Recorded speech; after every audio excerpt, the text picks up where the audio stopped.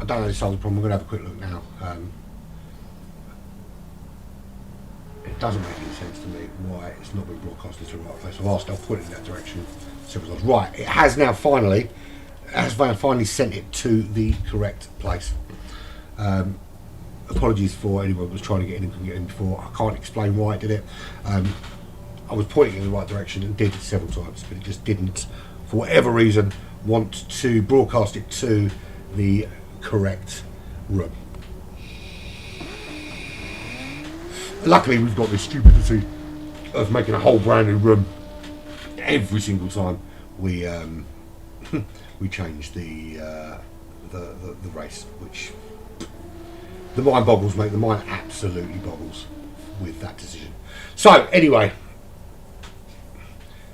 we are ready to go. Hopefully, we can get going pretty quickly.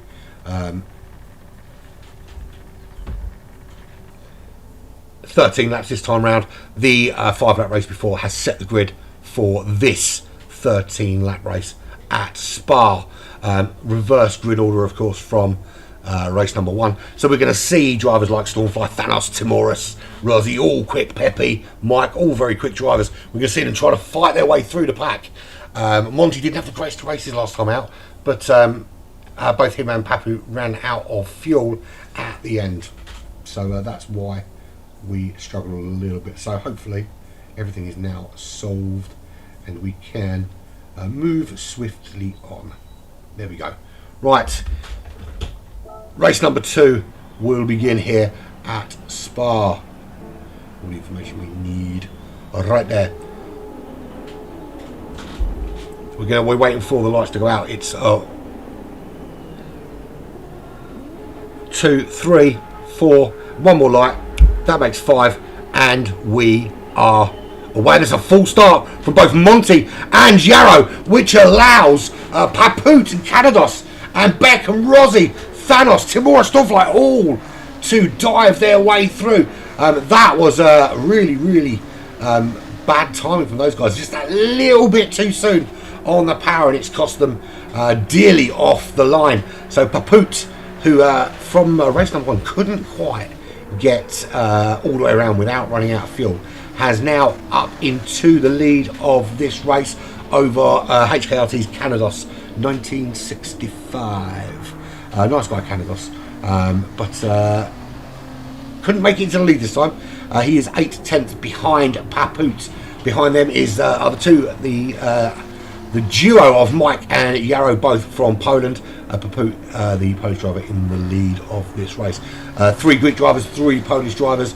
We've got the Beck from France. We've got Pepe from Italy. We've got Stormfly, who's using the Dutch badge, but is actually Hungarian. Monty from the United Kingdom. And actually, we've got 4 Polish drivers in the room, including Rozzy, and I apologise. That is Thanos spinning. Was he clipped? It looks like actually he might have clipped somebody else, because the damage is on the front of his car. There's no walls there to have got damage on his head. Maybe he's clipped somebody. Can we have a look and see? There's a bit of damage on that front left suspension of Stormfly. How badly is that going to be affecting his pace? I don't see any other cars with any rear damage. Maybe that's where who he caught, where the person he caught to cause that spin. So out in the lead though, there's Paput 1.3 seconds clear. Already starting to open up a bit of a gap. He started on the racing hard tyres, which what you lack in grip gives you a bit in longevity, and you can hang it out there for as long as possible before you switch onto some better, grippier tyres. And all these cars are the little back end squirrely coming out of that final bus stop chicane. So heading down, lap 2 begins. Paput leads from Mike, 2 Polish drivers taking 1, 2. Canados from Greece in third, 1.2 seconds back. Losing the back end coming out of the source, as does it look like Yarrow, or was it Monty behind him, which allows Pepe and the Beck from France. He gets through into third. Pepe in fourth, the Italian driver, and Canados does regain his composure, but back into fifth now.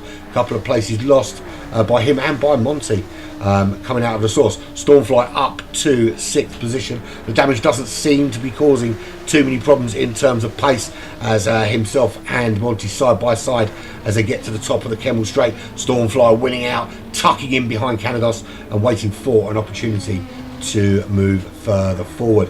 Top three unchanged, Paput, Mike and the Bet still in that top three. Monty faring better this time out, up to 70s ahead of Jarrow, who we saw have a problem off the line and cost himself a little bit of time. Timoris tucked in behind him from GTGC. He was in the top three last time out, not finding it easy to pick his way through the field. Rossi back in 10th, and 14 seconds back is Thanos, who we saw have a little bit of a sideways moment, and has got significant work to do. He's got some front end aero damage and a little bit of front right suspension damage, which is just going to make handling that car a little bit trickier. And you know, despite his pace, he's got a lot of work to do just to catch the back of Rossi. A lot of racing still to do, though. We're only on lap 2 of 13 here. For those of you just joining us, if anyone has even bothered to join us, very, very low audience this evening. This is GTFusion, round number 2, Group I, at Spa. We're in the Alpha Giulia GTAM 2020, and it's fortune. You can do what you like to the car to get it to your perfect scenario. We've already seen how some cars have been tuned with a great straight line speed suited to a track like Spa. Others more to do with cornering ability, but we'll see which one wins out. Stormfly headed out to Greek drivers in race number 1. Different story this time. Paput, who ran out of fuel and finished second to last in race number 1, leads the way with his countryman Mike from HRT for company. They're your front two, 1.4 seconds at the moment ahead of the Bet from Francia. 1.1 seconds back to Pepe, the Italian driver, who's 1.8 seconds clear of Stormfly, currently running in 5th position. 1.7 to Canados, with it's not anymore, as Canados making a move up the order, with Monty right there getting past him. He can't hold Monty off, and Monty just breezes past with that slipstream. Canados dropping down to 7th place. Change out front, one Polish driver swapped for another as Mike takes the lead of this race over Paput, and then Paput loses out to Beck. The Beck making his way through up into 2nd. He's on those medium compound tyres. He's still going to have to run the hard compounds at some stage, so really needs to make them count, and the best way to make them count is to take the lead of this race and certainly not let Mike make a 1.5 second lead over him. He's got to close that gap as quickly, as swiftly, and as cleanly as he possibly can. Fuel's a factor. You've got to consider your fuel and tyre wear here quite significant. It's not quite as high as it was last time out at Suzuka, but it is still something you need to really be thinking about in this race, because we're only 3 laps in, and we're already almost down to half a tank of fuel. And we saw in the 5-lap race earlier that cars are running out of fuel and not making it to the end. So if you are not conservative with your fuel in these early stages of the race, you will find yourself coming a cropper later on, and maybe have to stop more than just the one stop that will be required. So Mike now 2 seconds clear from the Beck of France, with Paput of Poland in 3rd position. 0.6 is the gap back to Stormfly's made his way up into that top 4. Certainly looking very, very strong here in Group I today. Second back to, to Monty, as Pepe makes the move in the source ahead of Monty. Monty just leaving that little gap open for Pepe to make the move. But let's face it, Monty now on the medium tyres, he's got a really good opportunity as they come through Radion and Eau Rouge. He's going to have a little bit better speed coming through there. That's a great run out of Eau Rouge, and there he is side by side. He can make this move. And actually, did he pull out of the slipstream a little bit too soon? He has made that move, and we do see now Pepe just dropping in behind. Pepe had a little look up the inside, but I think wisely deemed that it wasn't necessarily the right time to be thinking about that particular move, which I totally agree with. I totally agree it was not the right time for him to make that move. And of course, the keyboard controls not working as they should, which is a right pain in the Batowski. Do you know what it is? It's because we changed the lobby unnecessarily. Of course, yeah, we changed the lobby unnecessarily, and it just messes with all these keyboard controls. So anyway, moving swiftly on while I'm digging people out.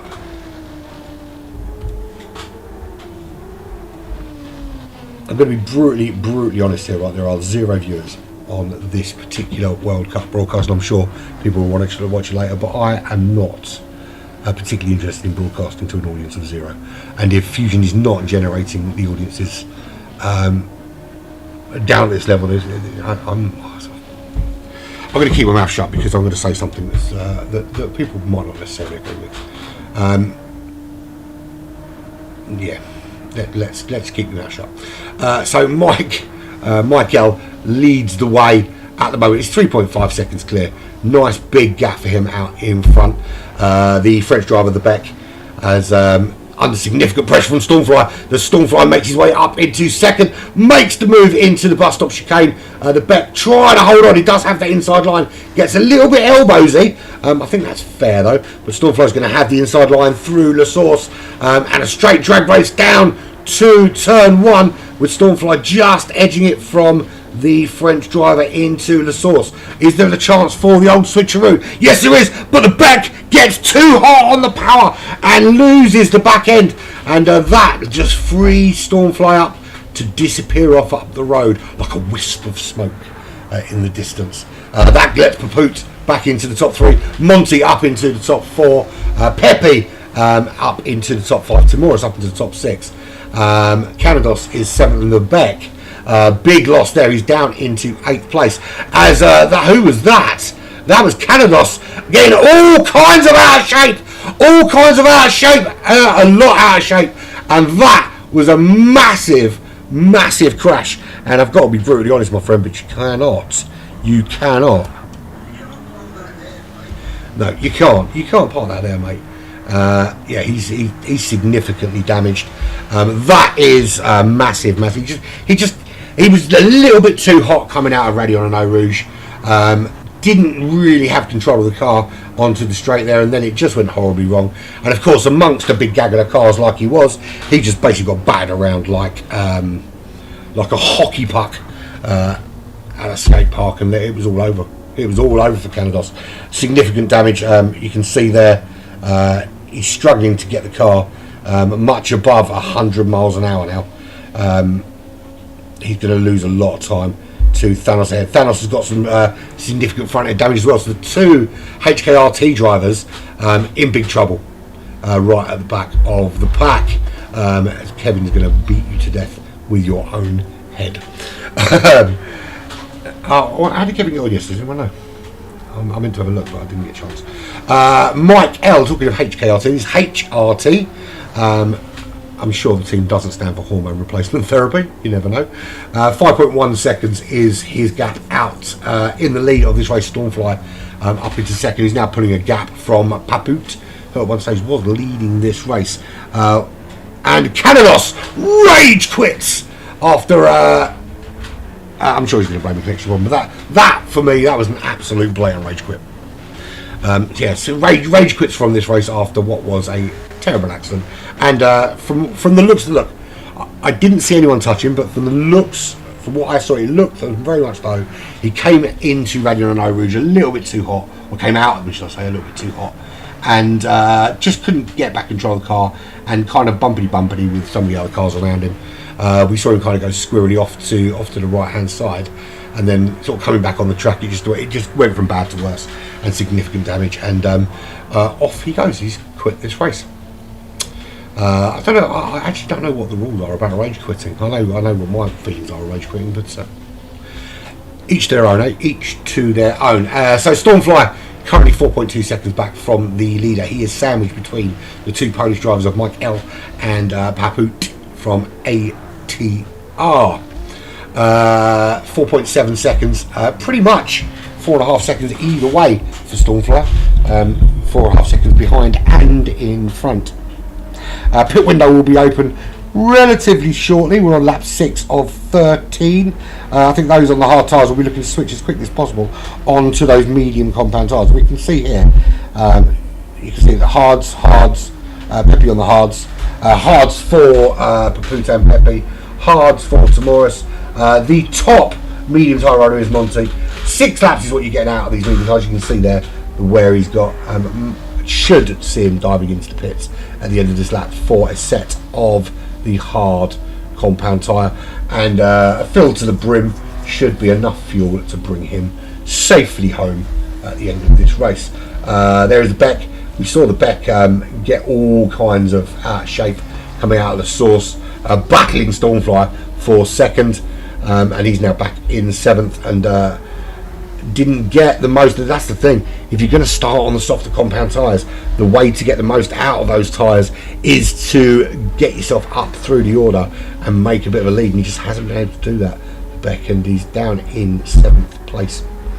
Hard tyres on there for Rossi, running in 8th, the Polish driver. He's 1.2 seconds ahead of the only remaining HKRT driver, Thanos, who has himself some significant damage and will be struggling with pace because of that. Yellow also with some damage to the front aerodynamics and that front suspension, front left suspension on that particular car. So medium tyre runners in. There's a couple of hard tyre runners coming in as well.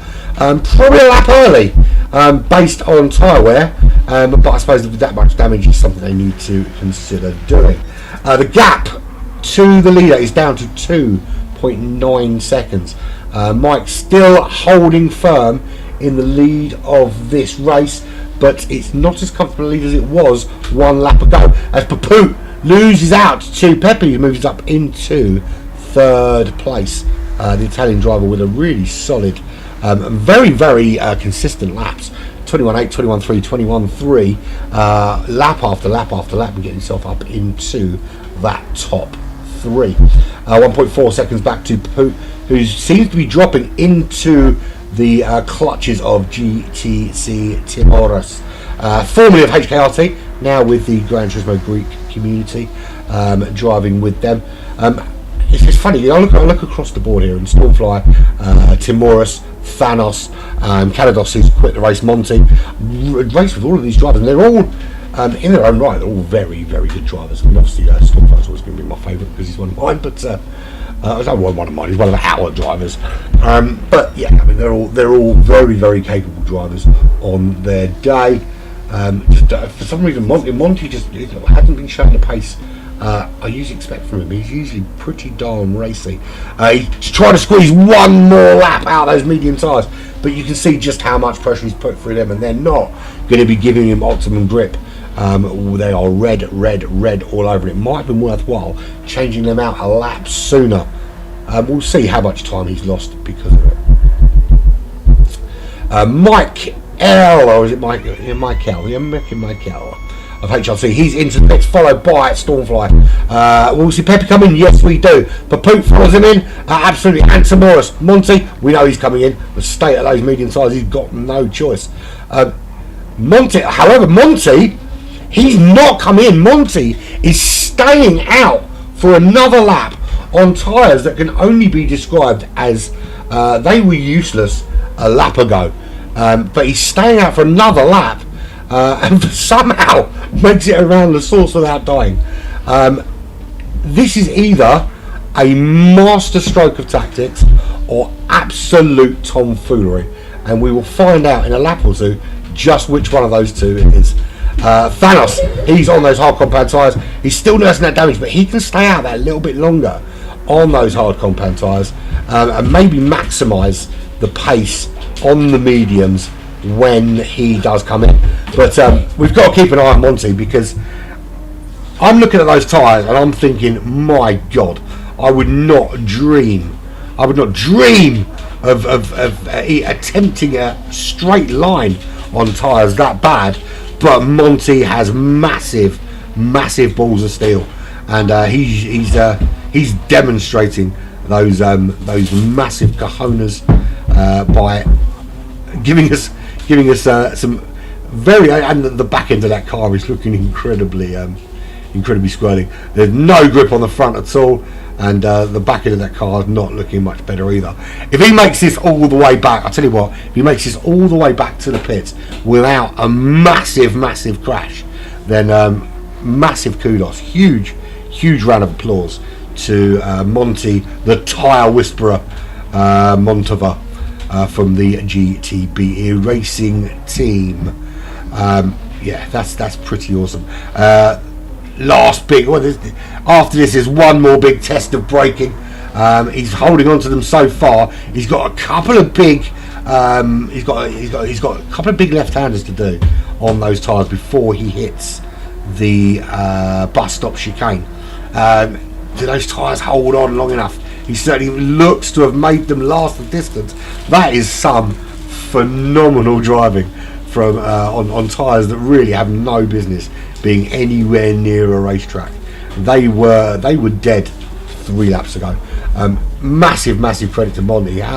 He's got those tyres home. That is a phenomenal performance. Thanos will follow him in. Michael has come back out the pit. 7 seconds is the gap between him and Timoris. Timoris and Michael have both gone quite low on fuel coming out of the pits. Stormfly got a little bit more conservative, put a little bit more on board.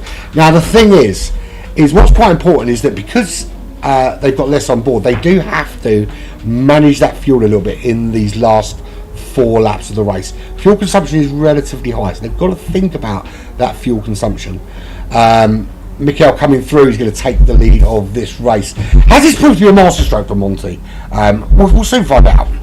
So Timoris comes through. He's currently running second on the racetrack. Stormfly, does he get ahead of Monty, or has Monty pulled the absolute masterstroke of genius? I don't think he has, because Stormfly comes through. He's currently running in third. Now, looking at the fuel there, he can really push. But is there enough time for him to close? Monty currently has the fastest lap of the race with a 2:18.9. He's going to be on hard compound tyres. Currently in 5th, that's 6th, 7th. As we see everyone sort of coming through, so I'm not sure this has been the best strategy for either Monty or Thanos. In fact, Thanos comes out ahead of Monty by some way. He's opted not to make the repairs to his car, whereas I think Monty has filled that tank up like fuel is free. And obviously on this game it is. That's far too much fuel for the last 3 laps of this race, so fuel management not something on the cards there. So Thanos is nursing. He's got a 3-second penalty, and he's got damage on the front of that car, but he is now on the medium compound tyres. That 3-second penalty, that is going to put him right into the clutches of Monty, whose car is a little bit heavier, but with so much more fuel, he doesn't have to worry about conserving. He could find himself putting significant pressure on Thanos very soon. Here's your top 3. Mikel has come out 7.3 seconds clear. Now, bearing in mind, he was about 2.5 seconds ahead of Stormfly when they went into the pits. He's come out. Timoris has jumped Stormfly in the pits, and not in a kind of happy, jumpy together kind of way, but in a got past him and nicked his place kind of way. But Mikel made significant gains, and 7.6 seconds clear of the Greek driver Timoris. He is currently 3.7 seconds ahead of Stormfly. You can see that gap is coming down very quickly. So did Timoris have a little bit of a wobble into the bus stop chicane, or is Stormfly just showing significant? Well, we can see he's showing significant pace because he just put in the fastest lap of the race with a 2:16.0. Timoris' last lap was a 2:17.6. If Stormfly taking 1.6 seconds out of Timoris a lap, which last lap would suggest that he is, then it's going to be an interesting chase down. Mikel's last lap was a 2:16.9. The gap between Stormfly and the lead is 10 seconds. Not enough time being taken out of him to catch him. So it looks like Mikel's done enough, as long as he can keep this on the racetrack, to win here at Spa in this race number 2. So Mikel leads 7.5 seconds from Timoris. Stormfly rounds out that top 3. Further down the order, we've got Pepe from Italy. He's under a bit of pressure there from Paput, the I was going to say Russian driver, he's not Russian, he's Polish. The Polish driver, who's 0.6 of a second behind him, and putting significant pressure on the rear of that DCT car. You can see Paput there really kind of closing in. Rossi, everything looking rosy there in 6th place. So I did the play on words and all that palaver. With Thanos still carrying that front end aero damage and suspension damage on the front left hand side.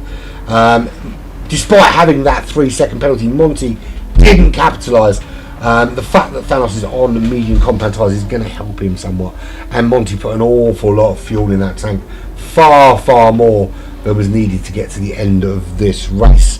The Beck, I don't know why he's called The Beck, maybe he's the only one. He's not The Beck, because The Beck is one of the greatest guitarists that ever lived. He's another Beck. From France, he's 3.8 behind Monty. He's got hard compound tyres on as well.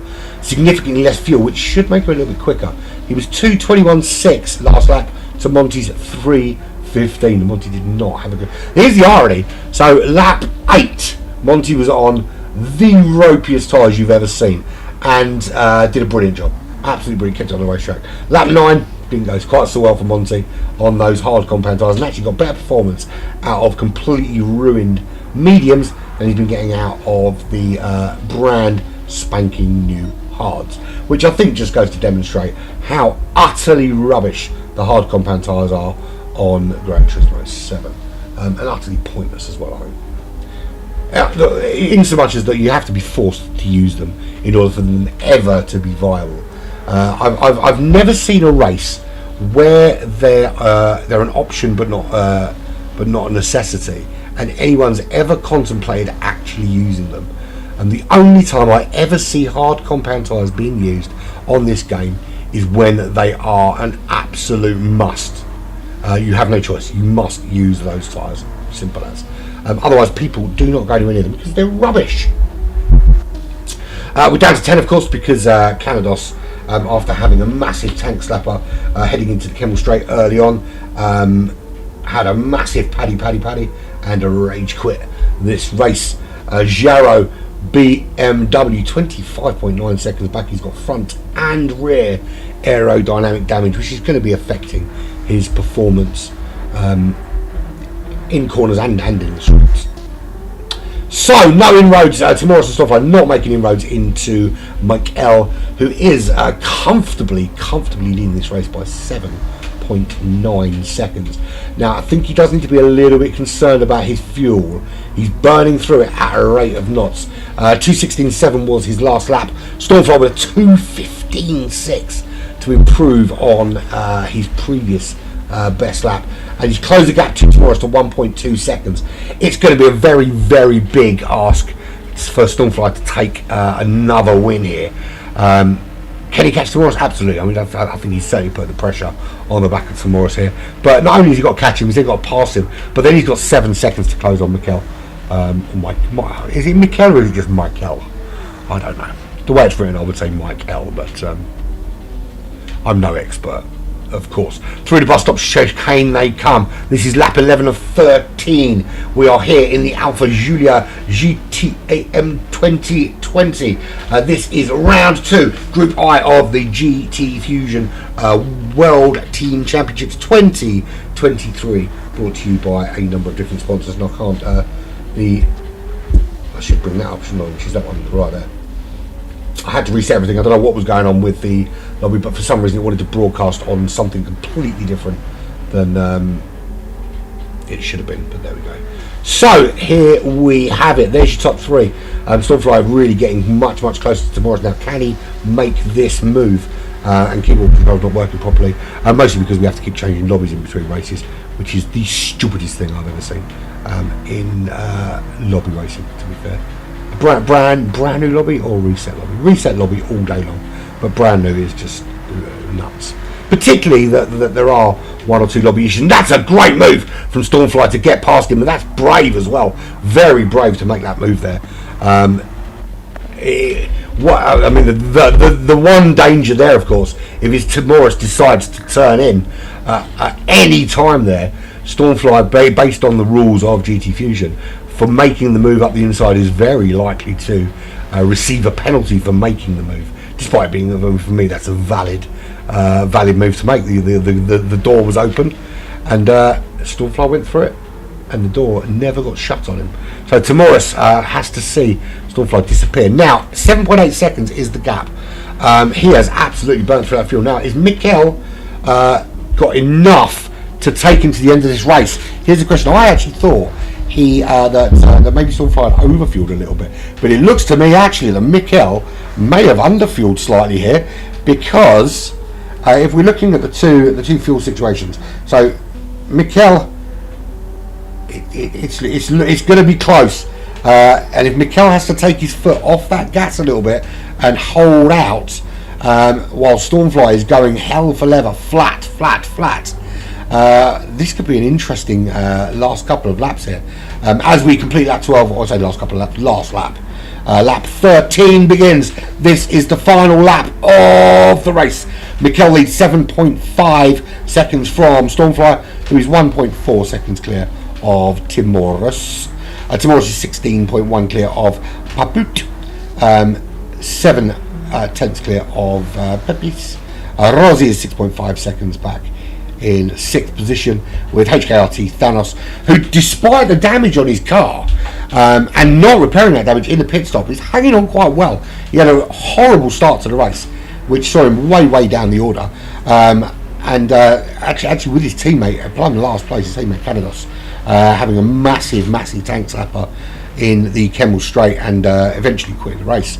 But Thanos was way back in 10th place with him, but has kind of recovered a little bit up into 7th, which, considering he's got damage, is not a bad recovery. He's nearly 16 seconds clear of Monty, running in 8th, 33 seconds ahead of the Beck, who at one stage was running in the top 3. He is 11.4 seconds ahead of Jaro. Yeah.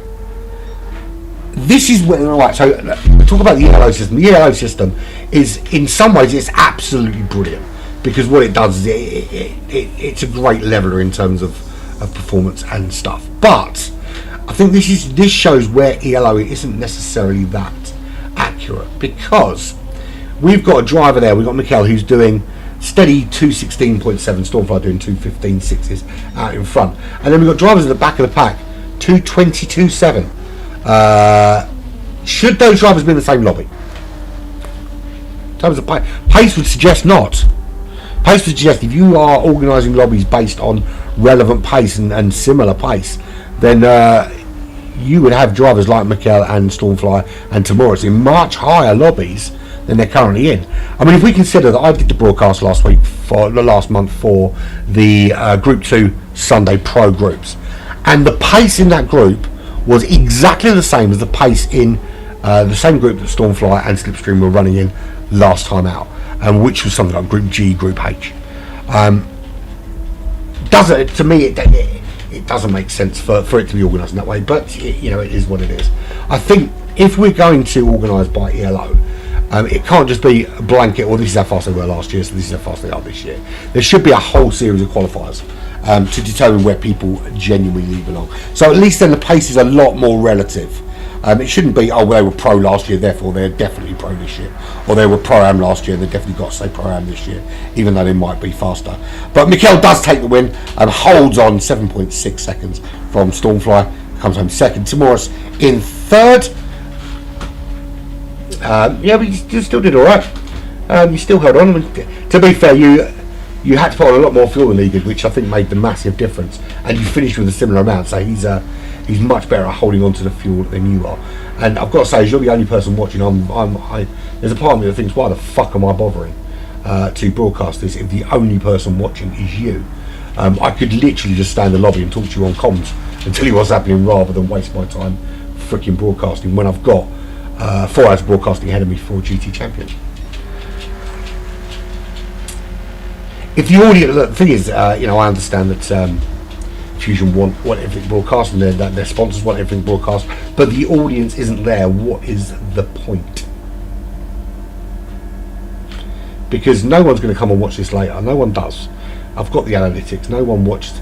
You might get one or two over the course of a week, but compared to last season, there were. I know. That's the only reason I haven't left already, mate. To be honest, it's the only reason I haven't left already.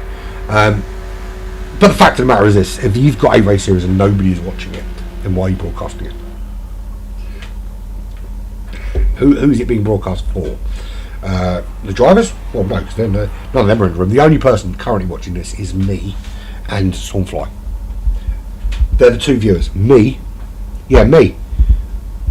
I'm logged in on YouTube to make sure the broadcast is working. That's two people.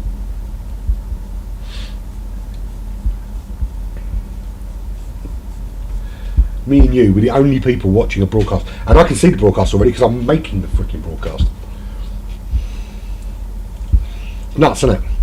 And here's the more nuts thing. Like, we just had a race and we've got to wait 10 minutes now because the rules say we've got to wait 10 minutes. And we got the stupid thing of starting a brand new lobby for whatever stupid reason that is as well. Maybe it's because I'm tired after that 24-hour race, but I'm kind of questioning some of my life decisions.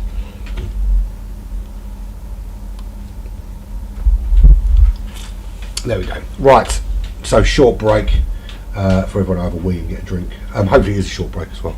We don't have to have 10 minutes, do we? Oh look, we've got 4 viewers now. How about that? Two more people have come to watch. Hurrah! Nobody watches when they're racing, and then when we're in between lobbies, 2 people rock up to come and have a look at a loading screen. Boom Shankar. Broadcast to YouTube, they said. It'll be fun, they said. Loads of people will come and watch. Oh, they arse.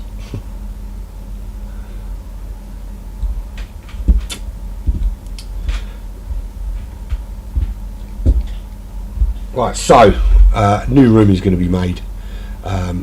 There it is. Stupid.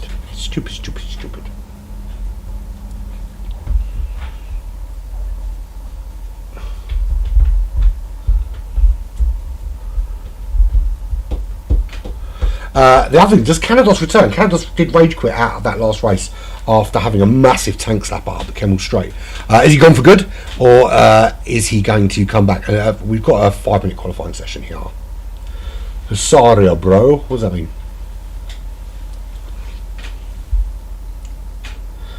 I suppose Husaria Racing Team.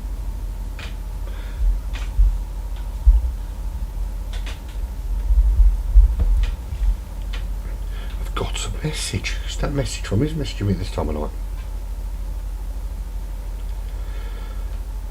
It's got 2 messages back to back to say there's a network issue and then we fix your network issue. Not here, there isn't.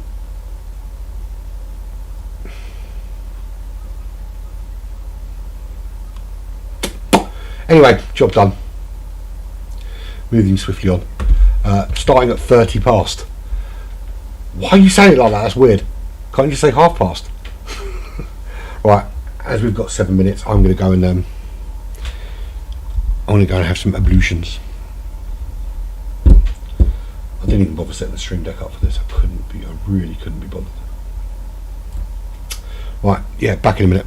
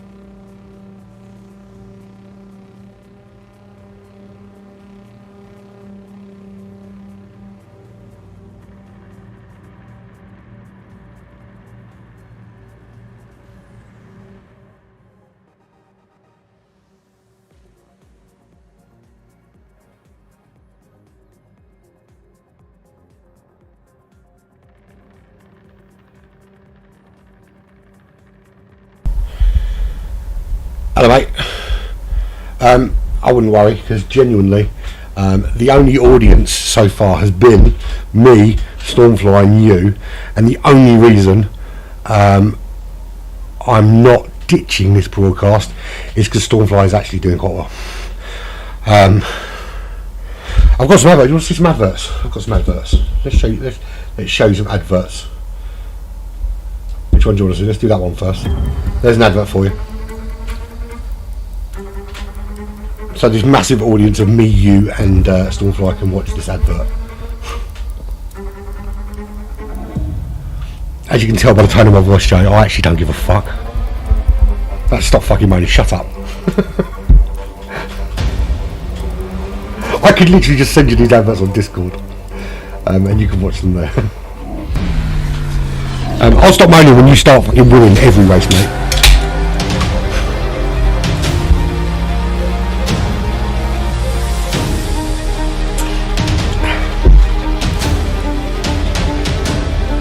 What's this Peppy talking about? No break. You've given him a break. 7 fucking minutes. How long do you need to have a piss and get a drink?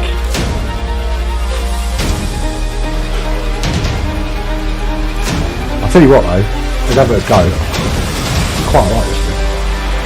She's not bad, is it? Let's have a number one. Should we watch another advert? There you go, there's another one. About going to the pub.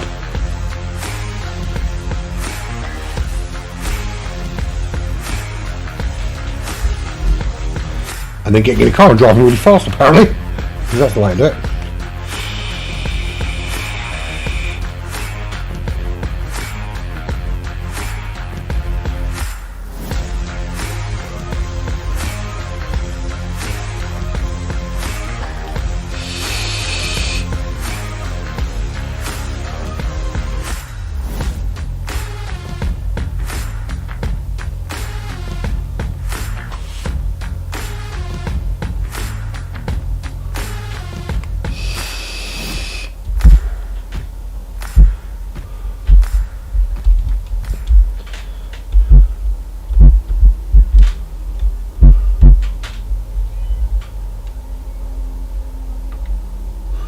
Very nearly checked in then, I didn't mean to.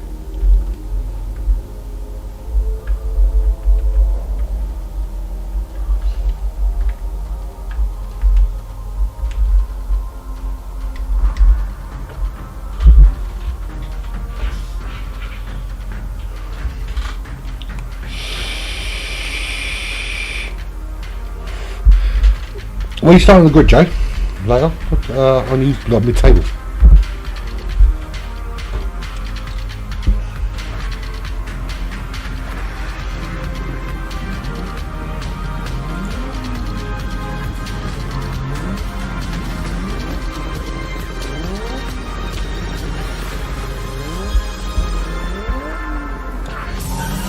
Oh, you're going to get your laptop, aren't you?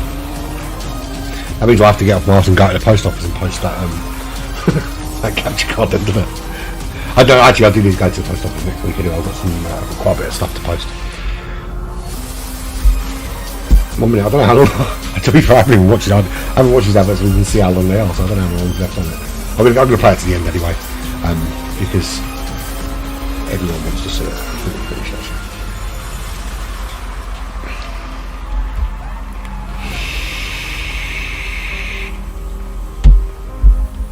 No one that's just lost a race to anybody is that congratulatory in real life.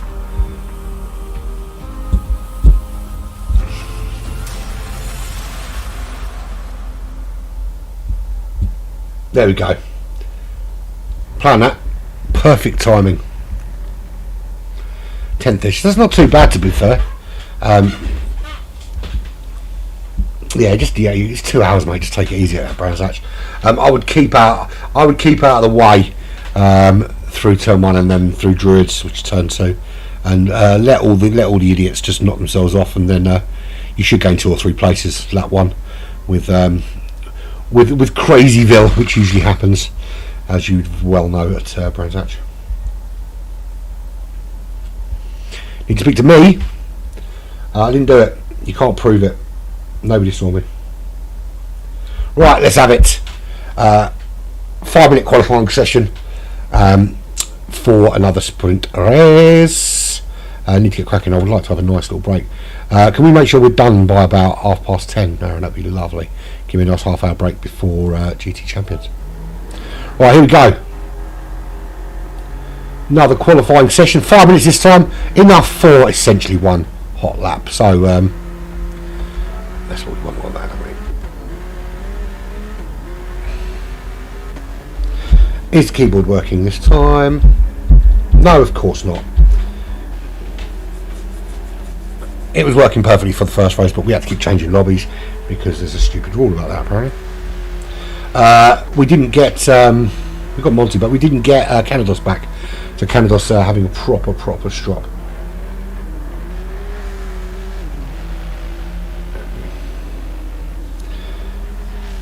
To be fair, it's not. You probably could do it on here. It's not like anyone but me, you, or Stormfly are watching anyway.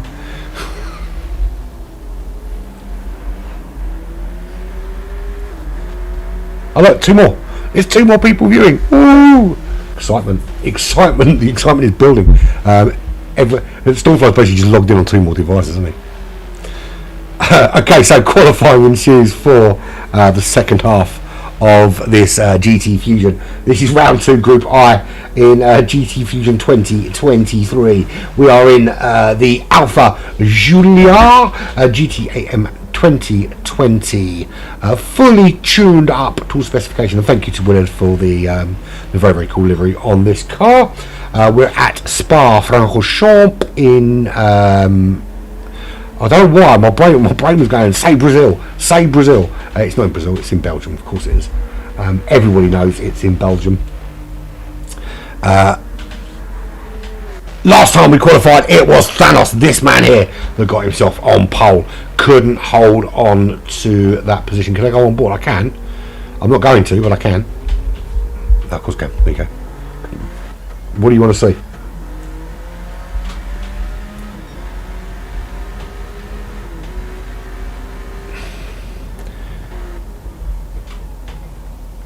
So here we go. Hot lap ensues. Head up towards Radion and Rouge. You want to hug this pit wall on this right hand side, and at full pelt you don't let go, you flick it, you drop off, because this car cannot handle full pelt through there. You'll just go, you'll do what Canados did on lap 2 of the last race, and you'll just disappear off to that right hand side and end up in a big heap, and then you'll probably rage quit. Yeah, I'll do the lap on board. Here we go. So you can watch, get to the top of the Kemmel Straight. You get it turned in as early as possible. Right and left, little lift round this right hander before you blast down the hill towards this. And there's some great camera views here. The best shot is, of course, of the cars coming down towards you as they curve round all the way back on yourself. Little lift there, dropping down to second gear, touch of the brake to get you slowed down before you're back on the power again. And 50 metre board, touch of brakes right there, bang, get it turned in, off the brakes, back on that power, powering through the gears, and you should be where he is right now, 5th, 6th gear, as you're straightening the car up again into the braking zone. Here you've got a little bit slower in the first one. It gives you a much better exit out of this left-hander, and you can use a lot of that road. Just be careful not to dip a toe onto that gravel. Last big braking zone before you reach the bus stop chicane, because from here on in you're pretty much flat to the floor. You need a little lift past the little house into Blanchimont, through the penalty line. You keep your foot firmly planted up into 6th gear, 7th gear in this Alfa Romeo, 8th gear, 8 gears in this Alfa Romeo. That's insane, I didn't even notice that. Down to 5th you go, and then keep. Why does a car that goes this slow need 8 gears? That's absolute insanity. There we go. And then round the bus stop chicane. There's some mental things that come out in this GTFusion race. Just being grouchy and tired, aren't I? And there we go. That's the new lap record initially. We've done the onboard as requested. Let's watch somebody else now. And Thanos, not too far off, 2:14.7 to the 2:14.5, and because it's only 5 minutes qualifying, they're going to get one more blast, but that's pretty much everything they've got. you've got to improve here. If you can't improve here, you're not going to improve your lot. This is how they will line up should nobody improve. It'll be Stormfly and Thanos on the front row. Paput and Timoris on row 2. No, it won't be, because Mike has put in, that's a blistering lap from Mike, a 2:14.1. Phenomenal lap from him. That keeps Stormfly on the front row, but busts him down to second. Thanos and Paput now on row 2. Timoris and Rosie and Jim are on row 3. Timoris and Rosie there, of course. Monty and Beppy are on row 4. Row 5 is the Beck, or is it the Beck? We'll see what he does now when he crosses the line. Boom Shankar crossed the line, and actually he just goes slower. So he was a bit slower than Jarro. Jarro in 9th, the Beck in 10th. They don't get another crack at the whip. They cross the line after that final whistle has blown. So Mike L is he's got one more crack at it, as a Stormfly and Thanos and Paput, Timoris and the Rosie all one more crack at it. What about Monty? Did Monty get another crack? He did. And Pepe. So everybody else got an extra crack other than the last 2. So Mikel flicking down. Actually, he'll be one of the last to cross the line. So we'll. I think Stormfly will be first to cross the line and give us a new representative lap. Or will he? Is he quicker this time out? I didn't see the split, so I'm kind of guessing. I'm looking at the time there, and it looks like might be there or thereabouts, you know. When he crosses the line, is he faster? It's a 2:13.6. That's pole for Stormfly. Does he stay there? Thanos not quick enough. Can't get better. That's not a bad lap at all from Stormfly. Sub 2:14. To get himself on pole. So Stormfly, Thanos on the front row. Mikel and Timoris, they're on row. No, they're not. Because Rosie, that's a great lap from Rosie, a 14.5 from him. There, it's him with Mikel on row 2. Timoris and Paput. Can Paput improve? He does not. He's on row 3 with Timoris. What about Monty? Can he improve? He hasn't improved either. He's on row 4 with Pepe. Jarro and the Beck bring up the rear on row 5. That's a great, you're right. It's an absolutely cracking lap. Absolutely cracking. But look, you can see the difference. So this is where I was talking earlier before you jumped on. Ta-da! I was talking earlier, Joe, about the ELO system. You know, the ELO system sometimes is very, very good. The problem is I think it's a little bit flawed in its current setup here, because you've got Stormfly just did a 2:13.6, right? The Beck didn't set a time, but Jarro a 2:24.0. Now an ELO system should have there shouldn't be more than a second or a second and a half separating those 10 drivers with a really tight ELO system. And I bet if we look at when I do, if they haven't sacked me by then, of course, when I do the pro group tomorrow, I wouldn't be surprised if we see similar times to those put in by Stormfly, Mikel, Thanos, Rosie, Timoris, and Paput. So those top 6. I'm going to take a screenshot of that, actually. Let me take a screenshot here, because I have a feeling, and I'm going to put those times up on the broadcast tomorrow and compare the difference between those and the ones in the pro group tomorrow, because that will demonstrate where the ELO system is a little bit flawed, and that actually it might need a bit of an overhaul, or maybe it shouldn't carry over from season to season. Maybe what it should actually do is be reassessed on a season by season basis, based on current existing pace, not over the course of six races spread apart over 8 months. So that's 4 lights, that's 5 lights. They'll go out and we'll go racing 5 laps here at Spa. Stormfly leads. Great start from Mikel. Great start from Thanos. A little bit squirrely on the start from Stormfly. And he's going to go into... Oh, he's been clipped! What happened there? Did he clip somebody? It looks to me like he might have... I wonder if the replay works and we can see what happened. Unfortunately, the replay is not working. And I'll tell you why the replay is not fucking working. I hope the GTFusion listen. This fucking stupid idea of resetting the lobby every fucking time for every race, right, when the lobby's working perfectly. Doesn't make any sense at all, absolutely none, because everything works perfectly in lobby number 1, and then you start resetting and messing around with things and starting new lobbies every time and keep having to jump in and out. That's why the keyboard controls are not working. That's fundamentally the reason why. And what's the point in having all these controls if we can't use them, because race setups are stupid. There you go, I've said it, don't care. Anyway, so we can't see what happened there. I'll make a judgment about anything because the replays don't work. Literally, I can press buttons 1 to 10 to look at drivers. I can't even change camera views with the keyboard controls because of this crazy ass lobby system. Anyway, Mikel leads the way, 1.1 seconds. Thanos in second. Paput in third. Tim Morris is up to 4th place. Pepe is in 5th. The Beck running in 6th place. He's got Monty right up there behind him. Monty getting a little, look at that. That's a very elbowsy move from Monty. And the Beck trying to have a little near ball back at him. So those guys down in the lower order, it's less racy and more UFC between those guys. Jarro in 8th. Rosie in 9th. He's got damage front and rear, and Stormfly, he's got some damage at the front. It looked to me like he was clipped in O'Regan Radio, going very wide there. Was he caught on that front suspension by possibly Rosie there? Because Rosie's got where is he? Rosie's got some damage front and rear, we don't know. We couldn't do a replay because the lobby keeps getting reset, so we can't use any of those controls. So Mikel, incredible pace from him, to be fair, and he's he didn't have that qualifying pace that Stormfly did, but certainly put himself there or thereabouts, and he's able now just to open up a gap, 1.3 seconds from Thanos from HKRT, who struggled in the feature race, the first feature race, after being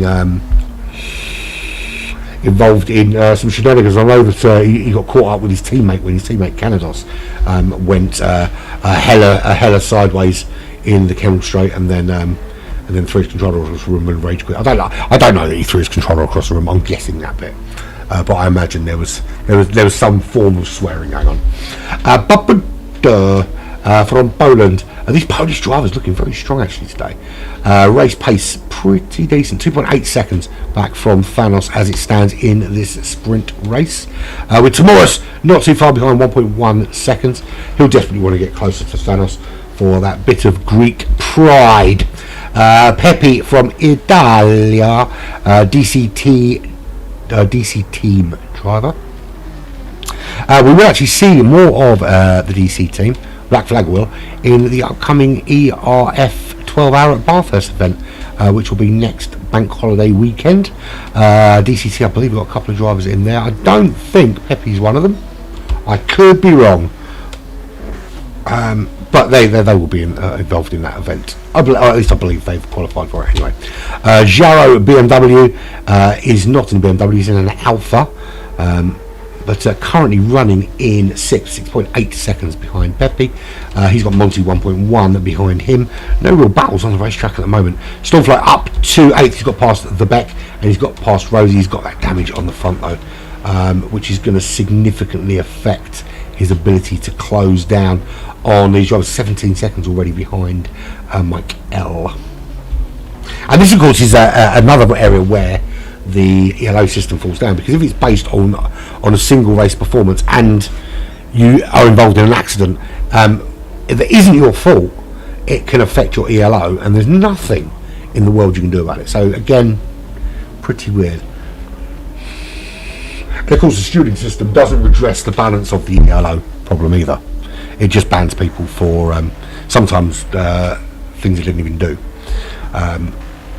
as we well know, because we had a driver banned from this particular race that wasn't involved in the incident, and we actually entered a driver into this race that was supposed to be banned, but we served because we, in the interest of fairness, and the penalty was given, we ensured that he did serve that ban today.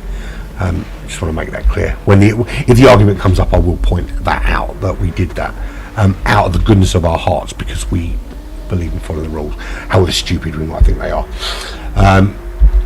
the fact that my appeals against the sentence were ignored has not gone unnoticed by me. Let's put it that way. Because there seems to be within this unit a little clique of friends, and they want to try and keep it that way. Michael is running in the lead, 1.9 seconds clear, and he's looking pretty darn comfortable at the moment. 2:15.7, his fastest lap of the race. Thanos there in second position, 3.5 seconds clear of Paput. We're on lap 3 of 5 here at Spa. Would love to have seen that first lap incident involving what looked like to be a couple of cars actually, but alas, no replay for me today. I suppose I could save the replay and watch it later. I don't really want to. Can't be bothered. Timoras running in 4th position. It's 2 quick drivers, 2 Polish drivers in that top 4. Concertina like a deck of cards. And that was, well, that's changed very, very quickly as Paput goes completely the wrong way and just loses it into the bus stop chicane. So Timoras now up into 3rd, Pepe up into 4th, and there is Paput now down in 5th position, 1.8 seconds behind Pepe. There's whiskey in the jarro. 6.7 seconds behind Paput. He's got a 2.9 second gap over Stormfly, who was involved in a first lap incident, which we couldn't review through the GT7 replay avenue that you normally could. Monty running in 8th place, big lap to the Beck. No real battles going on the racetrack. So there's a little battle there. Rosie not too far behind the Beck. Can he maybe put some pressure on in these final couple of laps here at Spa?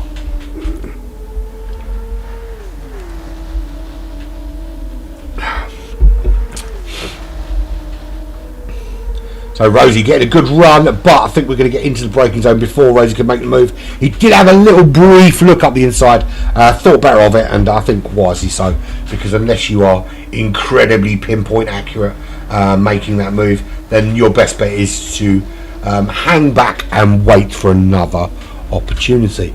The Beck, the French driver, is holding on ahead of him, and there's still going to be a couple of opportunities for Rosie to make that move, but with what seems to be quite significant damage for Rosie, he's going to be losing some performance behind the Beck, so it's going to make it a little bit harder to make the move that I think he would like to be able to make. But he is quite nicely under the wing, that rear wing of the Beck at the moment. Well, to be honest, when I first saw that blue and orange, I wasn't sure about it, but it's growing on me. That livery, I quite like it. It is really, really growing on me. The Beck is doing everything in his power to keep Rosie at bay, but Rosie all over him. He's jinking left and right, trying to find a way through. Clearly much more pace in the Polish driver than in that of the French driver. And it's, I'm going to be brutally honest, it's not been a great weekend for French drivers in Urban Pirate Towers. We had an absolute nightmare with a French driver in daily races earlier in the week. We had a number of French drivers jumping into the 24-hour charity race, ignoring the despite being allowed to, off the opportunity to stay in the lobby, completely flouting and ignoring the rules. And it was, and the irony is, it was only there was one German and 4 French drivers that ignored the rules. Everybody else either respected the rules or left. I don't know if it's a particular French trait, just being particularly arrogant, but that's how it's come across this weekend to us anyway. I don't know if that's necessarily a thing, but it certainly came across that way over this weekend thus far. 3.2 seconds is Michael's lead, and he's the Polish driver doing incredibly well to be leading over Thanos HKR2. I'm not suggesting that it's not something he usually does. He's proven time and time again in this race today, or this series of races today, that he has got some pace behind him. Pepe, the Italian, up into that top 3, and that's Timoras making a mistake in 4th place. Into the wall he goes. Much closer now is Paput. That gap really closing fast. How much damage has Tamura's got, and how much slower is that going to make him? It's certainly not going to allow him any opportunity to break into that top 3, making a big mistake there. So it just seems that the Greek drivers today has been quite error prone, particularly Tamura and obviously Canados earlier.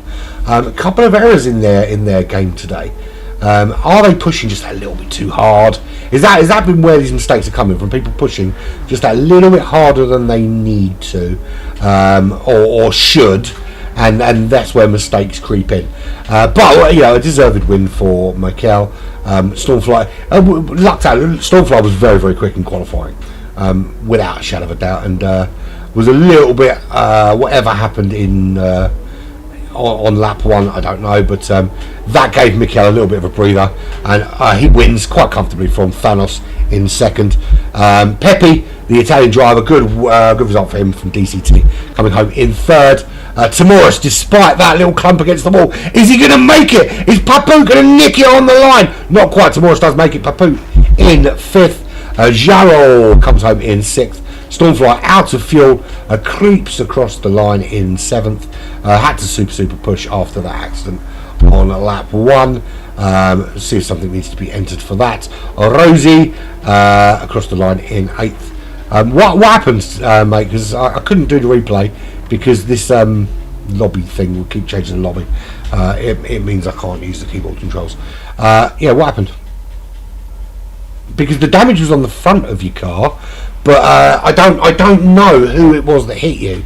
It looked to me like it probably was Rosie because he was the only one with damage, but the damage was only showing on the front of your vehicle. So where did he catch you from? I don't exactly know what happened. It was a bit of a blur, to be honest. I did try and watch the replay, but I couldn't. I'm going to save that though. Save replay, and we can watch it back later.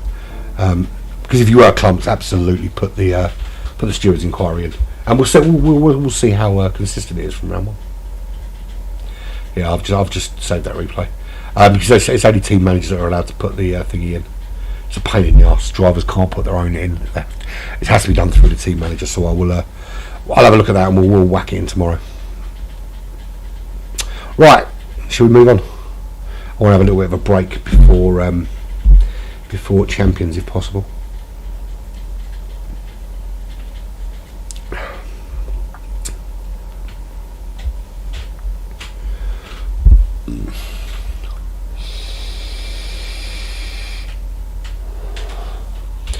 So there we go, 3 races down, 1 to go.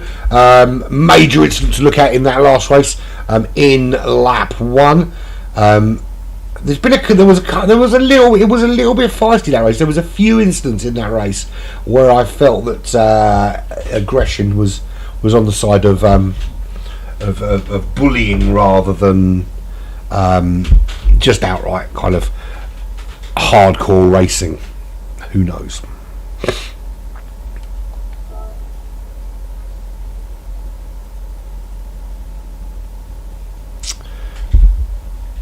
He was in my group last time out, Max, Super Max.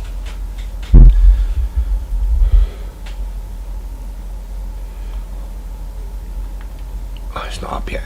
Group not up yet. Come on, mate, got shit to do. Hurry up.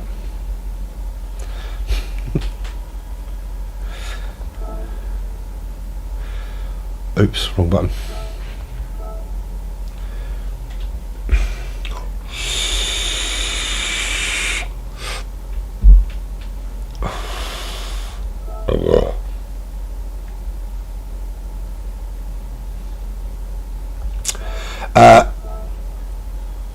If it all goes horribly wrong for you in race number 2 and you get like punted off and no chance of winning, I'm not seeing the race out.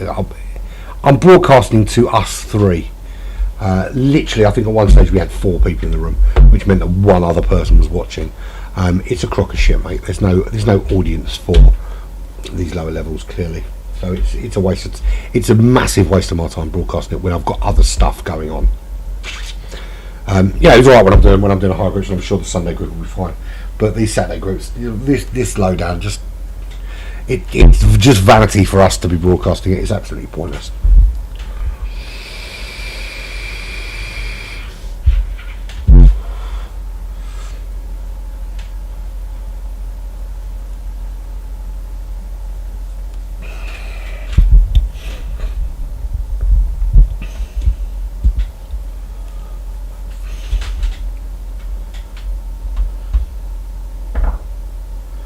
Hope you didn't hear that. I just let one rip, and it was a bit louder than I expected it to be. Apologies for that.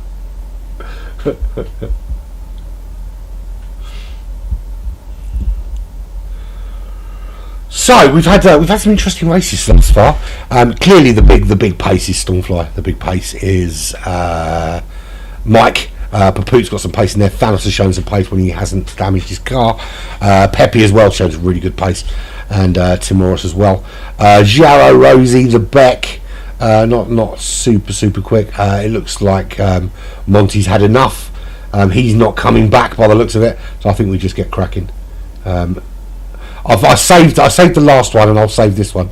I didn't save the first two though, but I did save the last one because I want to have a look at it again when I get a chance to as well. Because I don't. It was just a massive, like, 1 minute everyone was like flying through Radion and up through Eau Rouge, and then you just disappeared off the left hand side, and I couldn't work out what happened. But yeah, I've saved the first one, and I'll save this second one if we get that far. If it's a clusterfuck, the last one, I'm not going to bother. Literally the only people watching right now are me, you, and Jay, and one of us isn't even watching. So that's probably Jay.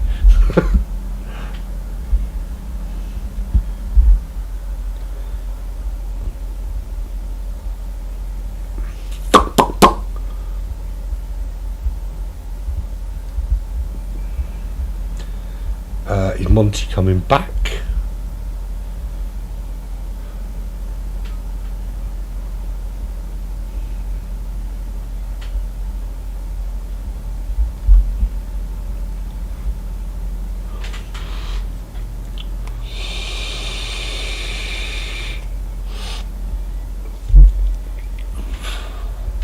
Andy, did Aaron? I'm assuming you ask you did Aaron do something, and not just questioning whether I did him, because that's a very inflammatory statement, or an actual statement. Andy did Aaron, and then just stop. That sort of thing it breaks up relationships, my friend.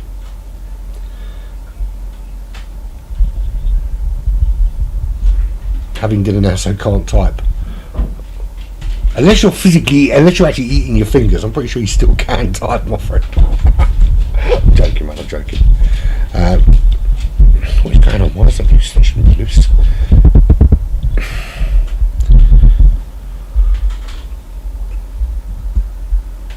Right, come on, people. I'm on a deadline. I've got 13 2-minute laps to get through.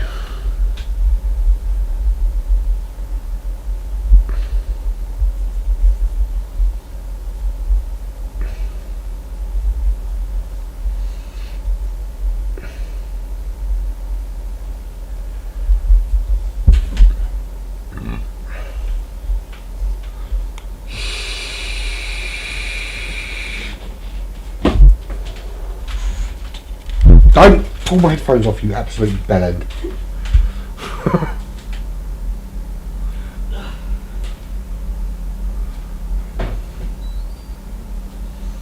What he said.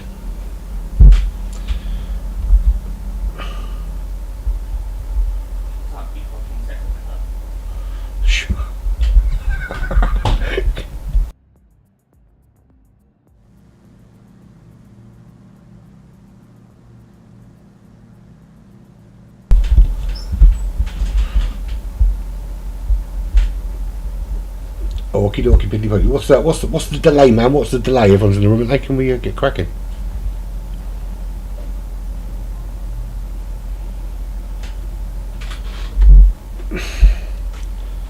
Clock ticking. Right, starting. Awesome. Right, good luck, everyone. Hopefully we can get through this race and in double quick time.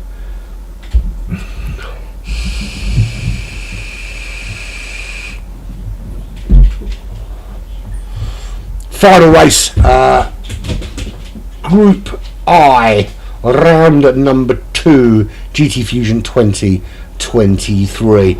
Monty starting at the front, having finished at the back last time out, and of course the last time's winner Mike starting at the very back. Let's I want to actually go on board with someone further back and just check Let's do it from here and we can get a good view. That's your 5 lights. They'll go out and we'll be away for the final time here in round number 2. And almost into the path of Pepe. So much better start from Timorous than a couple of cars ahead. Into Radio No Rouge we go. Everyone touching. No, we're through clean. What happened there? Who was that? Firing off into a wall. That looked to me like he just disappeared off to the left hand side with no touch from anybody, but who knows, because the replay doesn't work. Something happened up ahead there because Yaro and Thanos had a coming together, and both of them into the wall there. So 3 big crashes already in this race. Monty off up into the lead, 1.7 seconds clear already. Now he's on the medium tyres. Can he get them to work for him this time? Can he get them to give him a nice little gap and pull away from those running behind on the hard compound tyres? The Beck also running on the mediums. Remember last time we ran this 13 lapper, Monty went 8 laps on those medium tyres, and for 2 of those laps they were red. Pepe, there he is, he's on the hard compound tyres, he's running in 3rd. He's 1.7 ahead of Paput, who is half a second ahead of Stormfly, running also on those hard compound tyres. And he's got himself ahead of Mikel, or currently ahead of Mikel. And that's where I want to stay. Mikel, pretty races today. I think Stormfly and Mikel, they're the 2 closest in pace in this race. And Stormfly really unlucky in in that last sprint race. It looks like he may have been clipped at some stage. And the liveries on those 2 cars, the Black Flag car and that and Mikel's HRT car, very similar. Has our Graham been copying other liveries? No, I don't think he has, in all honesty. Very simple, clean lines on there. It's not bad, that. Not bad looking car now. We chuck out some decent liveries, don't we? We have very pretty motor cars. So Monty still leads away, 1.4 seconds. He leads. Just the back ends of those cars getting very squirrely out of the source. Struggling to get that power laid down, even on those grippier tyres. But you can see those 2 on the medium tyres just starting to pull away from everybody else, building themselves a nice little gap from Pepe. Pepe, Paput and Stormfly all running within a few tenths of each other. Can Stormfly make a move here? He's got the slipstream. I think he's a little bit too far back to make it count into this right-hander at the top of the Kemmel Straight, and I can't remember the name of the turn, and I'm not going to look it up now. Paput really close to the back of Pepe. Is the battle between these 2 going to allow Stormfly just to close up? It certainly looks like he can, because at the moment it looks like Paput is being held up a little bit by Pepe. Another, is it pronounced Pepe? I suppose here it would be Peep. Or Peeps, P-E-P-Y-S, but I suppose it is Pepe, isn't it? It's Italian, isn't it? A little bit wide, Pepe there, and that allows Paput to get a run on him. That allows Stormfly to get a run, but I think Pepe's going to be able to hold on at this stage as he's just edging ever closer up the inside. He's keeping the car just pointed in that right direction, Stormfly, in case Pepe decides to go a little bit wide again, and then he's going to be poised like a lion chasing down a gazelle to make that move. And there he does. He's going to be round the outside. Can he hang it and hold it round the outside? Looks like he does. Him and Pepe side by side, but with the inside line here, Stormfly in, and he takes 4th place. Can he start to pull away from Pepe at this stage? Monty still leads, and he's actually pulling out a nice decent gap. Now if he can get a run like he did in that last 13 lapper, he's in a really good position here, because he can take those medium tyres further than anybody else in the race did. He did 2 laps with the tyres absolutely through to the wire, down to the wire they were, and he still kept it on the racetrack. It was when he went onto the hard compound tyres actually that he had the problem. His gap now 3.3 seconds over the GTF driver from France, the Beck, who hasn't been having the greatest of races, has found himself down the order on a number of occasions today. Paput is ahead of Stormfly, 1.7 seconds behind the Beck. But Stormfly now, as they head in up towards the Kemmel Straight for the 3rd time, Is he going to be close enough to make a move? I don't think he is there. Paput's going to be getting a bit of slipstream from the Beck, but he did get what a run he got out of the Radio on Eau Rouge, and he's going to make the move on the Beck. Beck losing 2 places there, and bear in mind the Beck's on the medium compound tyre. That's 2 places lost. Paput moves up to 2nd, Stormfly up to 3rd, and we continue with the Beck just hanging on the back. He's got the medium tyre, so he will get a decent run. Can he get that place back? Did he have to slow down a little bit too much coming through? A little bit of touchy there. It looked to me like he was going to spin Stormfly out, but just backed off at the right time, and Stormfly hangs on in 3rd. At the back of the pack there's Jaro. He is 4.1 seconds back. Some damage on the front there. Thanos has got damage. Rosie has got damage. Timoris is he's not doing it. He's sitting behind that battle. That battle ahead is Mike and Pepe and Stormfly, and he's patiently just closing up where these guys are battling, just closing up the gap. And wide there, the Beck going wide, and Mike finding his way through. Pepe is also through. The Beck starting to just make a few errors, creeping in, and every time he goes a little bit wide, he makes an error. Another driver makes up a position. So there we've got, I mean, you can see from Timoris there, that is Stormfly, Paput, Pepe and the Beck all in shot, while Monty disappears up the road, and he's some way ahead, Monty, at the moment. You can't see him. He's already into the bus stop chicane, and the Beck has another car making a run in. That is Timoris making that run. Can the Beck hang on? He's having to look up the inside. I don't think he's going to make that move. He has to slow right down. This is such good battling. There's a great shot here. This chase cam really works for this kind of battle as they head down now towards the source. And I think we're going to have to unfortunately drop Lebec, well, I suppose it's Lebec because he's French. We'll drop Lebec and stay with Timoris because it gives us a great view of this run. Very different lines coming out of there. He's stuck in there behind Pepe. Best place to be in the slipstream. Gain as much momentum as you can, and in they go. And we can just see the head of this row of 5 and off disappears Stormfly into the distance. This is now what it was at one stage a 6-car battle. It's down to a 4-car battle for 3rd place at the moment, and Stormfly just starting to edge away from this fight. Mike hanging in there. Behind Mike, he's got to defend rather than obviously he's chasing down Stormfly, but rather than defending from Stormfly, he's got to look rather than chasing Stormfly, he's got to look behind and make sure he's defending from Paput, although he is now just starting to edge away. This is a great shot of this battle though, from the car of Timoris, and I'm not staying with Timoris for any other reason than it's just giving us a great view of this battle. And ahead of him, that's DCT's Pepe, the Italian driver, and ahead of him is Paput of Poland, and ahead of him is the HRT driver Mike L. 2 Polish drivers, an Italian and a Greek driver here battling out for 3rd place. The Beck, I thought he was getting dropped by these guys, but he's actually hanging on in there. Back in 8th, there's Rosie. You can't even see him back there. He's way. There was a little glimpse of him over the wall, but he's way back. Those 3 cars behind, all with damage after having shenanigans on lap number 1. So this battle still raging on, but nobody in a position to make a move. And what was a 4-car battle from Timoris, Pepe, Paput and Mike is now really a kind of 3-car battle, of which Timoris is not quite close enough to be involved between Pepe and Paput. So here we go. I mean, it's closing up again into the bus stop chicane, but we will see it opening up again. There we go. So I think we've followed this long enough. Does Pepe not get a run on Paput? It certainly looks like he does. He's going to have the outside line though, which is going to make it difficult into the source unless he can make the old switcheroo.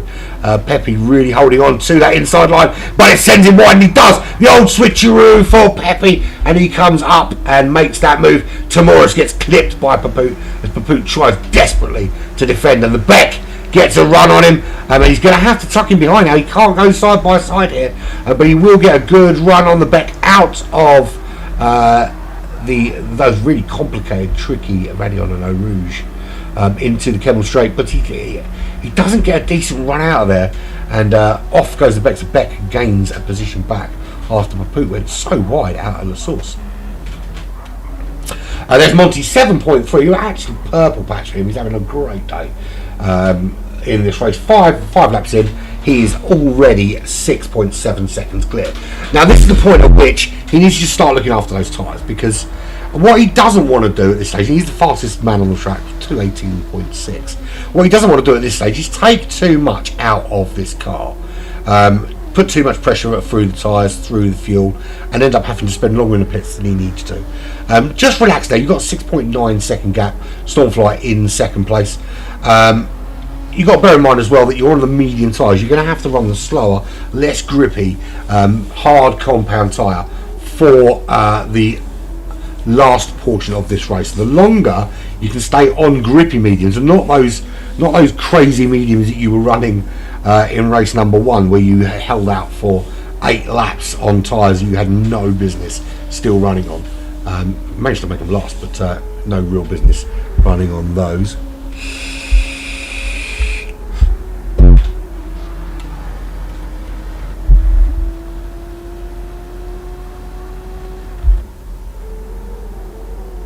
I thought I saw the Orloco logo on the back of his car. The back end as well, every time you see, very squirrely the back end of that Alpha, but seems to hold it quite well. The gap down to 6.5 seconds. Stormfly on those hard compound tyres, making the chase down. It's going to be about getting the fuel right. Stormfly did seem to burn the fuel quite a bit more last time out on the 13 lap, and couldn't catch Mike last time. Mike is just behind him. Remember, Mike was very strong on the second stint last time out, and at the moment, fuel wise, a little bit better on the fuel. Tyres almost identical between Mike and Stormfly, but he's a little bit better on the fuel. Timoris behind, even better. Timoris is really looking after his fuel.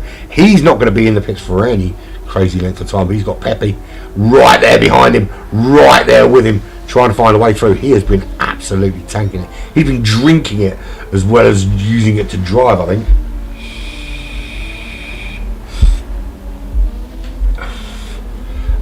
Whoever it is in the room that's finally joined us, other than the people I already know, do you want to make yourself known and say hello? Because so far the only people that have been watching have been me and Stormfly, who's there, and one other teammate. So whoever the stranger is that's now watching, make yourself known. I want to know if it's a Fusion audience or if it's an Urban Pirate audience. That's the most key thing. Because if it's not a Fusion audience, I'm not fucking doing this shit again. It's a waste of time. It's a shame really, because Fusion, like last season, the audiences for Fusion were pretty good. This season they don't seem to be all that great. I think the Fusion audiences prefer the French broadcasters. I don't think they're very happy with the British broadcasters. Certainly not down at this level anyway. So Monty does lead the way. The gap down to 4.9 seconds. You can see there. He's hanging on to really ropey tyres again. But if he can hang on and hang on and hang on and hang on, it may well work out for him. Because he obviously will run less on the less grippy hard compound tyre. And it was very clear last time out that those hard compound tyres weren't very kind to him. Certainly not as kind as the less grippy. Where's he gone? Where's Monty disappeared to? Oh, he's into the pits. Monty he's gone in a couple of laps over than he did last time. So clearly has learnt his lesson from that. So Stormfly stays out. So this is a good opportunity for Stormfly to go hammer time now and put in. He's done a 2:19.4. That's less than a second off Monty's pace on the medium compound tyres. So Stormfly through, Michael through, Timoris, he stays on there all on hard compound tyres. They're going to stay out. Pepe does. Paput out. The Beck, he's going to come through his mediums looking ropey though. But he's going to give it one more lap on those and hope they hang on. Thanos also staying out. Bit of damage. So Monty in, Rosie in. Rosie. And Jarro, there's whiskey in Jarro. He's in to the pits as well. So there's your race leader, Stormfly. VR46 is 3.1 or 3 seconds. Let's say 3 seconds clear of Mike. Who, to be fair, I think these two have been the two to watch on the racetrack today. I don't think anyone else has really been anywhere near in the running, really. Stormfly was really unlucky in the last race. Something happened through Reading on origin to the Kemmel Straight, and we will have a look at the replay and find out if it's something worth reporting or if it's a glitch or what. Who knows?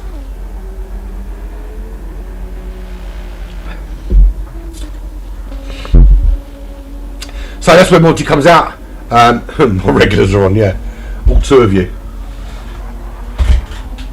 The irony is I actually have more regular viewers than the two of you currently watching, and even they are tired of this shit.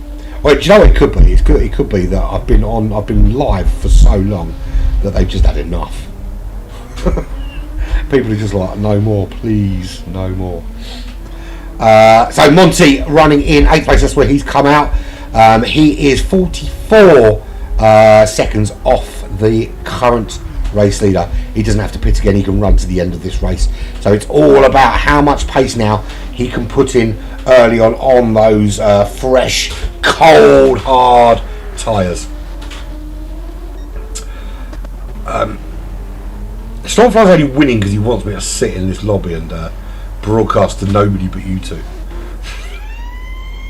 So it's Stormfly in, Mike L in, Tamoris in, Pepe, he's in, Paput, he's in, Thanos, eventually goes in, goes the wrong way but then goes in, so Paput in, Thanos in, the Beck in, Monty stays out. Right, this is where we see where, or has it paid off? Does he regain the lead of this race, or has the overcut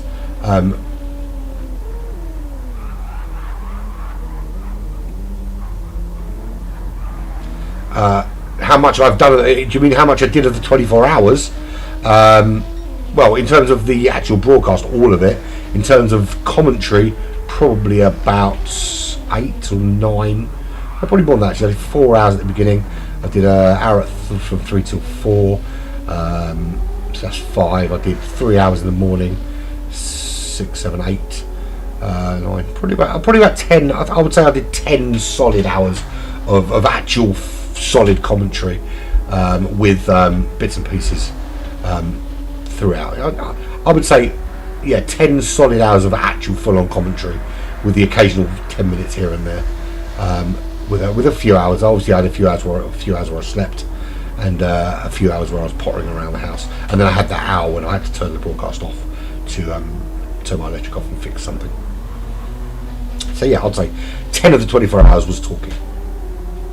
Holy shit balls, I talked for 10 hours about one race. So Monty does regain the lead of this race, and actually Michael significantly better off in the pits, and Tamoris as well, significantly better in the pits. It's a very similar situation as it was in the last 13 lapper, except this time everyone's down one position. When they came out last time, it was Michael, Tamoris and Stormfly. This time it's Monty, Michael, Tamoris and Stormfly. A little bit early for Division 3. Oh no, Division 3 is the early one, isn't it? Of course, because I'm doing Division 1 today, not Division 3. Sorry guys from Division 3, I'm not broadcasting you today. I'm covering for Chris, who's not about, so I'm doing Division 1. Yeah, he's doing alright. He's still playing a little bit wibbly wobbly there. 9 seconds he's got on Monty. He's on the medium side, so the chase down begins. The key obviously is to try and keep Mike in check.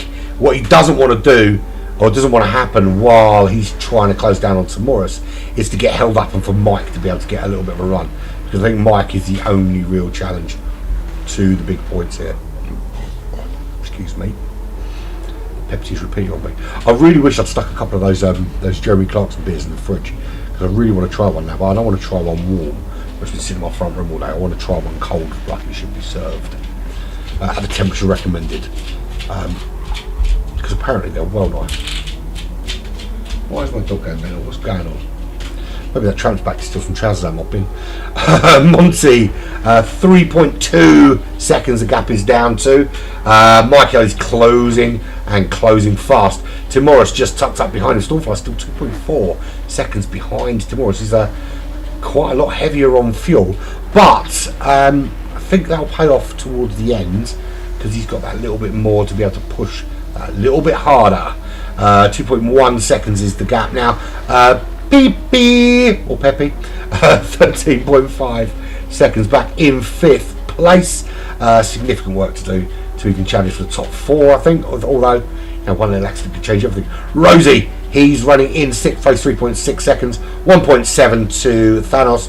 HKRT not been having the greatest of races, despite pole position in the first sprint race. He's not really gone that well for HKRT since then. Canados with a rage quit after racing a couple of laps of race number 2, and Thanos just not finding his rhythm, getting caught up in a few incidents that's just costing him time. Paput in 8th position, 3.3 back, 5 seconds back to Lebec, 10.1 to Jaro,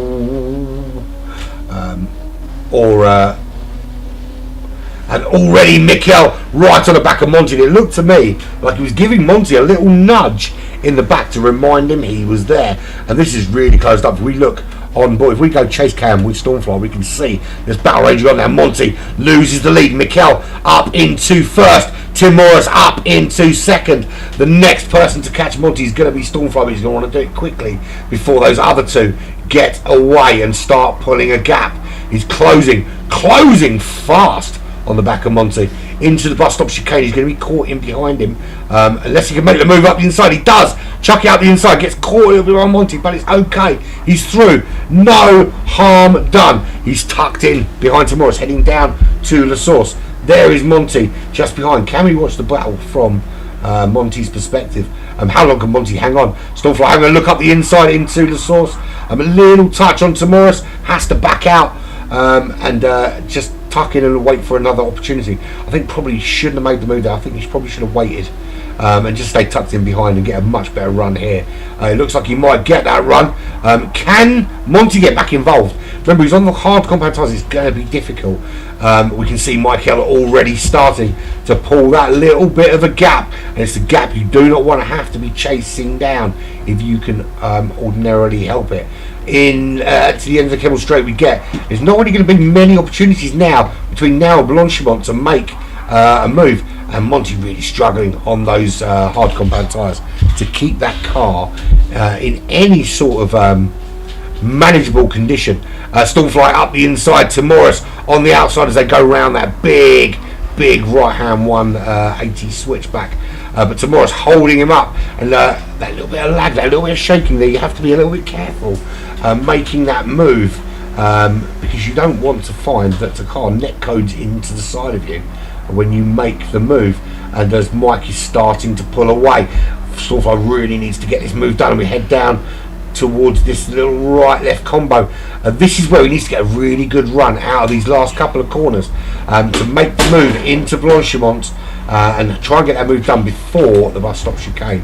And so Mike doesn't pull out the gap, and he actually makes that move a little bit earlier. Was there a little touch there? It looked to me like he got through cleanly. Nothing that would cause Morris any problems for me.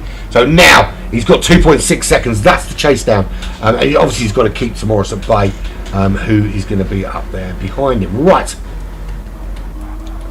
full rundown, shall we? Lap 10 of 13 here at Spa. This is GTFusion. Round 2, Group I in the Alfa Giulia at Spa. Michael leads 1.8 seconds. The Polish driver leads from Stormfly from Hungary. 1.4 seconds clear of Tim Morris. Made that move on that last lap. He's 2 seconds clear of Monty, who led right through to the pit window and held on as long as he possibly could, but now losing out to those top 3 who have been pretty much the top 3 and the fastest cars out there all day long. 10.6 seconds back to Pepe, the Italian driver. Can he use those superior tyres to close that 10.5 second gap to Monty? Possibly. 3.3 back to Rosie, no battle going on there. 1.1 back to Thanos. There's a 7 second gap back to Paput, and Paput is 7 seconds clear of Lebec, who is 7 seconds clear of the Whiskey in the Jarro. So this is really the only real battle here is this battle for the top three. Can Timoris catch up to the back of Stormfly and make it a little battle there? It's 1.6 seconds to Michael as we come towards the midpoint of lap 11 of 13. Just 2 laps remaining here at Spa in GTFusion.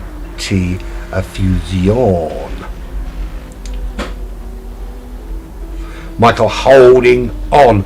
The Polish driver twice during the race has regained that position during a pit stop, or gained a few positions during a pit stop. Been really quick with them. He's very conservative with his fuel, to be fair, which allows him to make those quicker pit stops. But is he sacrificing pace looking after that fuel? Is he sacrificing too much pace? Because it looks to me like he's being caught. It's not super quick. The Stormfly's fastest lap was 2:15.5. Last lap for Mikel was a 2:17.6. Stormfly's last lap was a 2:18.4, so actually just a little bit of time. But on that last lap, he was making a move on Timoris. He's had a free run this time. We'll see what the difference is here on lap 11.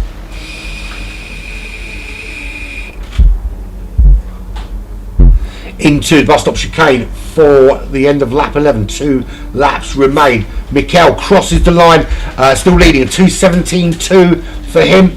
Stormfly crosses the line with a 2:16.3. The gap is down to 1.1 seconds as they come through La Source for the penultimate time today. We're at Spa in the Alpha Giulia GT-AM4 GTFusion. Brought to you by Next Level, Print Adino and Polywords and Excitement Group as well. Round 2, Group I. All the Pro-Am groups today. We've got the 3 Pro groups tomorrow, so we'll see you back here from 6 PM for Group C in that particular battle. And what we're going to do, we're actually going to compare tomorrow. We're going to compare qualifying times to see how, bearing in mind that the distance between those groups is about 7 or 8. Well, actually more than that, 9, 10 groups between those two, and see if there really is 10 groups difference between lap times, because I don't think there is. I don't think that the difference between those drivers racing around in Group C and sort of Mikel, Stormfly, Timoris in Group I is significant enough to justify them being so far apart in terms of group placement. But we'll soon see. It certainly was the case last time out that the lap times in Group B were very comparable to that in Group G and Group H last time out. So the gap is down to 0.7 of a second for Mikel. We'll have a quick run down from the back just to make sure we're not missing anything. Jaro in 10th place, 5 seconds behind Lebec. Still 7 seconds behind Pepe, 2.5 to boot. Thanos, the Greek driver, 7.9. Rosie, 1.2 ahead. He's 2.5 behind Monty. He's really closed that gap on Monty. 13 seconds to Timoris. Stormfly's 4.9 ahead, and he's still 7/10 behind Michael. Coming around Blanchimont for the penultimate time, heading down to the bus stop chicane for the end of lap 12. Exit out of this bus stop chicane is paramount. Exit out of La Source after that, equally important.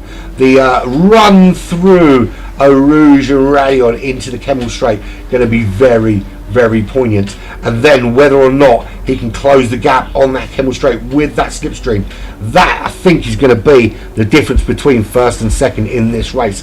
He does not want to leave making this move until they get to Blanchimont. He wants to have it done by the time they get to the top of the hill in about 34-35 seconds. So here they go. Here is the blast up the hill. He's tucked in behind. He got a great run out of there. He's making the move down the side. Now very smartly actually, Mikel closing off that inside line into the right-hander here. Now I've seen Stormfly make some great moves around the outside there in the past. This time hasn't got that move done around the outside, but he is sticking with him. So it's going to be either a mistake from Mikel or a move at Blanchimont, or maybe a last-ditch dive up the inside in the bus stop chicane, although that is a risky move at this stage of the race, particularly with the potential to pick up a penalty and lose second place. That's the thing. Do you make the move in the dive for first, risked losing second and a penalty. I suppose that's the difference between those who win races and those who don't. In my position, I'd be happy with second. I'd take that, but I don't think Stormfly is the sort of guy that would just take that. I think he would, if a half chance presents itself at the end of this lap, I think he's absolutely going to take it. If Mike does hold on, I tell you what, it's been a great performance, a great defensive drive from Mike on these last couple of laps, doing just enough to keep Stormfly at bay. So here we go. He gets the run in Blanchimont. Does he get the move done this time? Is he close enough? I don't think he is. I don't think he's going to get an opportunity to make a run in Blanchimont, and certainly I'm not even sure if he's close enough going into the bus stop chicane to make a move. The gap is closing a little. No, actually it's opening up. So pushing it a little bit too hard. So it looks like Mikel is going to hold on to take this win. Only just. He comes through, and Stormfly with a run to the line. There's nothing in it between them. It is Michael just from Stormfly. Timoris will come home in third, comfortably so as well. Thanos does get the move done on Monty. 15 seconds back for HKRT. I think that actually is probably Thanos' best. I think he finished top 3 in the first sprint race. Runs out of fuel right at last, but I think he's just far enough ahead to make that. Limps across the line, gets that done.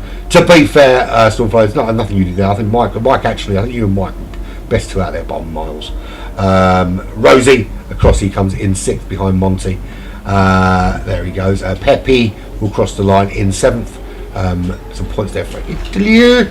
Well, no points because it's just yellow, isn't it? 8th for Paput.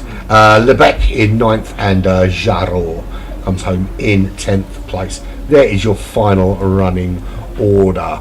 We're done. That's 4 races out of the way. Short break before another race for me to do. So there we go. Done and dusted. Save that replay. There we go. Get the results page up like that. That's not the right button. That's the one on. Screenshot that.